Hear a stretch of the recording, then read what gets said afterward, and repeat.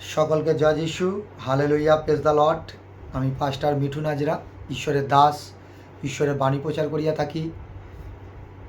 খুব ভালো পবিত্র আত্মা আমাদের সকলকে সুন্দর সময় দিয়েছে ঈশ্বরের বাণী শোনার জন্য। প্রভুকে ধন্যবাদ করি। পিতা পুত্র পবিত্র আত্মার জয় হোক এই পৃথিবীতে। আমরা জানবো আজকে যে ঈশ্বরের ভক্ত, ঈশ্বরের প্রজা আর ঈশ্বরের দাস দাসী এবং কলসিয়া সমস্ত একই বলা যেতে পারে।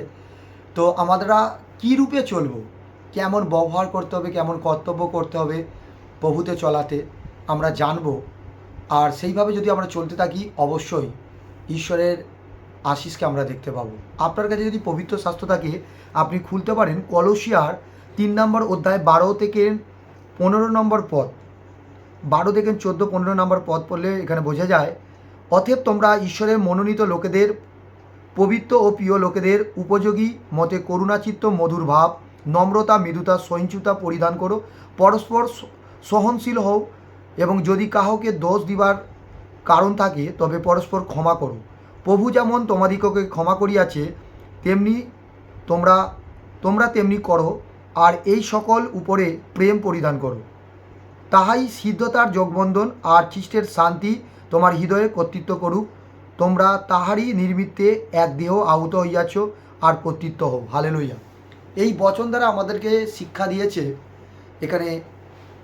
এখানে শিক্ষা দিচ্ছে কলসিয়াদেরকে, অর্থাৎ আমরা ঈশ্বরের সমস্ত পূজা হতে পারে ভক্ত সকলকে এই শিক্ষা দিচ্ছে ঈশ্বর আত্মার দ্বারায়। আর সেই সময় শিক্ষা দিচ্ছে যে তোমরা মধুর প্রেম। কে শিক্ষা দিচ্ছে? এখানে সাধু পৌল শিক্ষা দিচ্ছে। পৌল এক ছিল প্রচারক, আর সে সাধু পৌল সমস্ত কলসিয়ার ব্যক্তিদেরকে এই সময় যারা মণ্ডলীতে নতুন নতুন এসেছে তাদেরকে শিক্ষা দিচ্ছে যে তোমরা একে অপরকে প্রেম করো, একে অপরকে ভালোবাসো, তোমরা একে অপরের কোনো হিংসা করো না, লড়াই করো না। কেন? প্রভু তোমাদের পাপকে ক্ষমা করে দিয়েছে, তাই তোমাকে এই ভবনেতে ডেকে এনেছে। আজ তুমিও তাদেরকে ক্ষমা করো। যদি তুমি না ক্ষমা করতে পারো আমি তোমার দেহতে কেমনভাবে আসিব।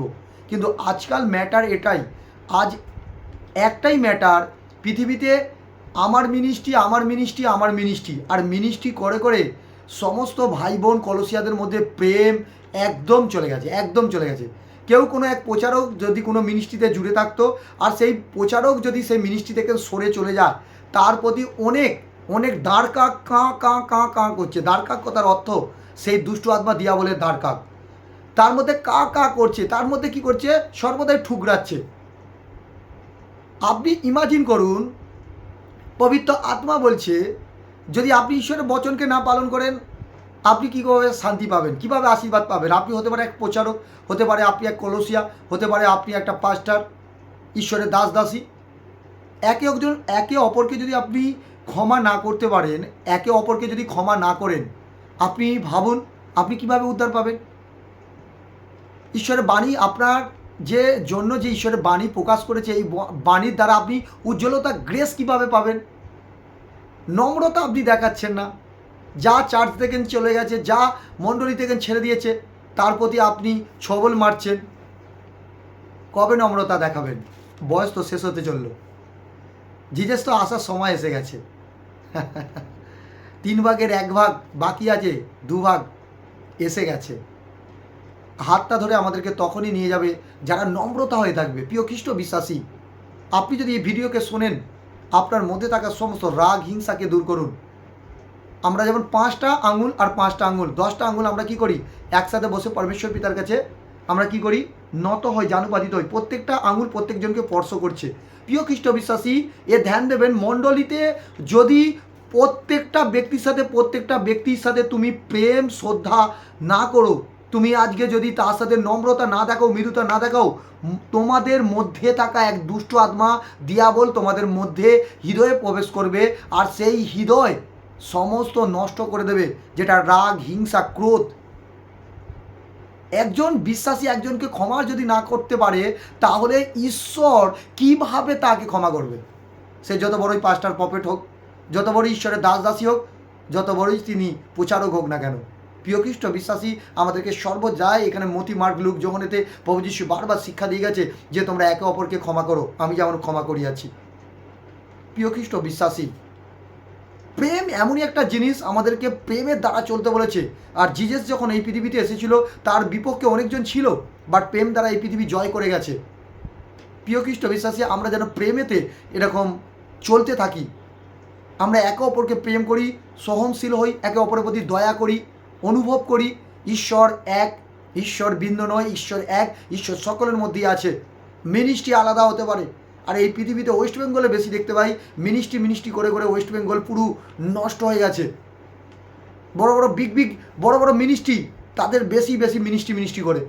প্রিয় খ্রিস্ট বিশ্বাসী, মিনিস্ট্রি চালাতে হলে আপনি নম্রতা হন, মিনিস্ট্রি চালাতে হলে আপনি হৃদয় থেকে আপনি প্রেম করুন, তবেই ওই মিনিস্ট্রিতে লোক ভরে যাবে, তবেই মিনিস্ট্রিতে ঈশ্বরের আত্মা নেমে আসবে, চমৎকার কার্য হবে। মিনিস্ট্রিতে আপনারা গোয়েন্দারিগিরি রাখছেন, মিনিস্ট্রিতে আপনারা দেখছেন লোক কী করছে না করছেন, আপনারা সমস্ত দাসীদেরকে মন্দ পথে নিয়ে যাচ্ছেন। আজ অনেক মিনিস্ট্রিতে এরকম খবর আসে, আমি যখন প্রভুর কাছে প্রার্থনা করি ঈশ্বরের আত্মা আমাকে জানকারি দেয় এরকম। প্রিয় খ্রিস্ট বিশ্বাসী, এই ভিডিও দেখে আপনারা পরিবর্তন হন। স্বর্গেতে কোনো মিনিস্ট্রি নেই, স্বর্গে আছে প্রেম, স্বর্গে আছে তোমার আনন্দ, ঈশ্বরের আনন্দ, স্বর্গে আছে তোমার পবিত্রতা। তুমি যেমন বুনছো সেখানে তুমি নিয়ে যাবে। প্রিয় খ্রিস্ট বিশ্বাসী, যিশু আসার আগে নির্বুদ্ধি না হয়ে সুবুদ্ধি হয়ে থাকুন। কেন 10 কুমারীর মধ্যে 5 কুমারীকে নিয়ে গিয়েছিল, 5 কুমারীকে এখানেই রেখে গিয়েছিল। আপনার কাছে 10টা কলসিয়া থাকুক, 10,000 কলসিয়া থাকুক, 10,000 কলসিয়াকে আপনি প্রেম করুন, 10টা কলসিয়াকেও সমানভাবে প্রেম করুন। প্রেম আপনি সকলকে দিতে পারেন। আপনি মিনিস্ট্রি চালাচ্ছেন আর 5টা 6টা 10টা করে আপনি গোয়েন্দারিগিরিকে রেখে দিয়েছেন। কিভাবে আপনার মিনিস্ট্রি প্রেম আসবে? কিভাবে আপনার মণ্ডলীতে প্রেম আসবে? মনুষ্য আত্মাতে বাঁচছে না, সেটা কি আপনি দেখেছেন? পবিত্র আত্মা বলছে এখানেতে পুরো ক্লিয়ার বলে দিয়েছে যে প্রভু যেমন তোমাদেরকে ক্ষমা করিয়াছেন তোমরা তেমনি ক্ষমা করো, আর এই সকলের উপরে প্রেম পরিধান করো। প্রভু আমাদেরকে ক্ষমা করেছে, আমাদেরকে উদ্ধার করার জন্য এক রাস্তা দিয়েছে যে আমরা এক ভবনেতে যাই, মণ্ডলীতে যাই, আর সেখানে একত্রিত হয়ে আমরা নত হই এবং দাসীদের কাছে নত হই এবং ঈশ্বরের কাছেও নত হই। কিন্তু ওই সময় কি করছে, সেই দাসীরা কলসিয়ার ওপর বন্দুক চালাচ্ছে। প্রেম নেই। প্রিয় খ্রিস্ট বিশ্বাসী, আগাম বার্তা কি এসে পৌঁছাবে জানি না। আমি ঈশ্বরের দাস হতে নতে আপনাদেরকে ঈশ্বরের জ্ঞানেরও লাভ পাওয়ার জন্য, ঈশ্বরের বচন দ্বারা চেতনা পাওয়ার জন্য আপনাদেরকে পবিত্র আত্মার শিক্ষা দিচ্ছে যে আপনারা চেঞ্জ হয়ে যান। আপনারা যেই প্রান্তে থাকুন না কেন, যেই মিনিস্ট্রি থাকুন না কেন, আপনি যেই মণ্ডলীতে থাকুন না কেন, পরস্পর প্রেম করুন একসাথে।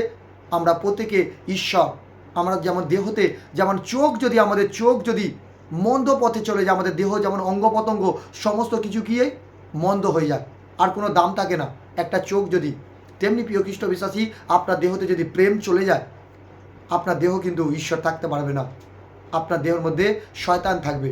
কেন প্রভু যিশু শয়তানকে লাত মেরে স্বর্গ থেকে পাঠিয়ে নরকে পাঠিয়েছে এই কারণে, সেই শয়তান লুসিফরের প্রেম ছিল না, ছিল ঘ্যামান্ড, গর্ব, অহংকার, জ্বলনশীল, আর সেই জন্য লাত মেরে তাকে স্বর্গ থেকে নরকে পাঠিয়ে দিয়েছে।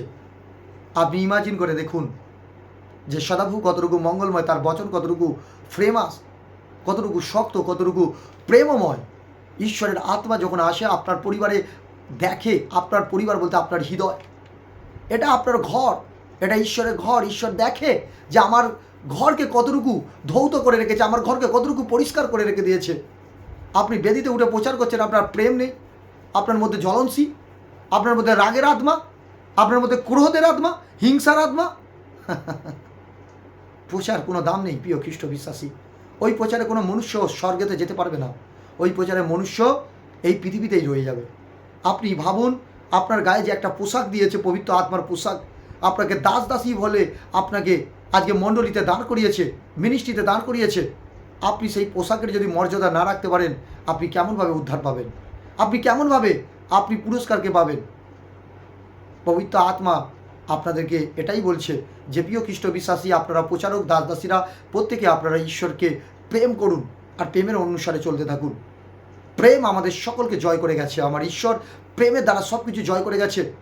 আপনিও প্রেমের দ্বারা এই পৃথিবীকে জয় করবেন। এই পৃথিবী আপনাকে পরমেশ্বর পিতা দিয়েছে, আপনি যতটুকু প্রেম করবেন ততটুকু আপনি আনন্দ বেশি করবেন। যতটুকু আপনি রাগ রাখবেন ততটুকু এই পৃথিবীতে আপনার দুঃখ থাকবে। তাই একে অপরকে ক্ষমা করুন। ক্ষমা করার সবচেয়ে সহজ উপায়। যারা ক্ষমা করতে পারে না তাদের মধ্যে রাগ বেশি থাকে। ক্ষমা করুন, দেখবেন মন ধৌত হয়ে গেছে, আপনার শরীর ধৌত হয়ে গেছে ঈশ্বরের লহুতে।